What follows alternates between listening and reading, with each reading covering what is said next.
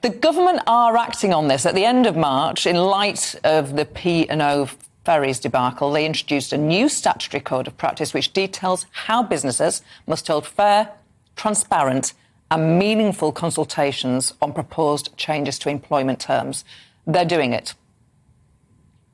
Look, Gloria, first of all, I think if we look back at the history of this, in June 2021, there was a report from ACAS commissioned by the government, which was published, and the government promised that what they would do is ensure that there would be guidance to bolster that guidance, action would be taken. Only guidance, not actual legislation. And then they kicked that into the long grass. It was only until March 2022 when we had the scandalous behaviour of P&O ferries who trampled on workers' rights and their fire and rehire tactics that the government kicked back into gear, and then they promised that there would be further action. We are still waiting. That's where there is, because they have now said that they will legislate as and when parliamentary time allows. Well, there is parliamentary time. Why don't we do it today? Why not tomorrow? Let's get on with it. And let's not forget, Gloria, that the government promised back in 2019 in the Queen's speech that they would have an employment bill. Well, 3 years later, we are still waiting.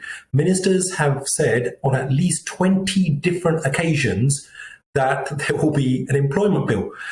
So the government can't keep saying that, oh, look, the Conservatives are the party of the workers, and then give them mere platitudes, meaningless platitudes and warm words, and not taking any action. We can't just clap key workers. We need to be actually giving them decent jobs, decent wages, and decent terms and conditions. How widespread is this tactic of fire and rehire? Do you have cases in your own constituency, for example? Yes, Gloria, look, we've had issues in Slough. We are very much an airport town, very, very close to Heathrow Airport. So when the pandemic struck and the aviation sector was decimated, thousands upon thousands of hard-working individuals, my Slough constituents, were affected. And there were certain companies that were engaged in unscrupulous practices, which meant that they would try to fire and then rehire those individuals, whether it was in the catering sector, also amongst some of the airlines. And we know what happened with British Airways, also British Gas, Centrica, as it's known. And it's also very, very disappointing that those companies are using British in their name, and yet they are going against those very core great British values. So we cannot allow that to happen. And that's why the likes of me were so worked up. And that's why, when we campaigned against that, you may remember actually, Gloria, we had a discussion earlier when I led and secured a debate on the Taylor Review. So whether it was that, whether it's now, I've managed to secure a debate this week, again on fire and rehire, we need to apply the pressure on the government. And after what's happened with many of my constituents, even with the Taylor Review. Now, what happened there? Back in 2017, that was published, July 2017. So that's almost five years ago. There were 53 recommendations which came from the Taylor Review on modern working practices.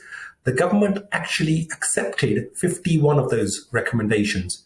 But yet, lo and behold, they have only legislated on 7 of them. 7. Which is absolutely ridiculous. That's no way to be giving a fair deal to workers. And even on fire and rehire, there were all of these warm words, and yet there has still not been any action on it. You will remember, Gloria, that Barry Gardiner, he led on a bill, Barry's bill on this. The government actually filibustered that bill. Okay. They did not allow that to happen, and there was a 3-line whip at its second reading. But I'm glad to say that Lord Woodgate, that he has now introduced a fire and rehire bill in the House of Lords.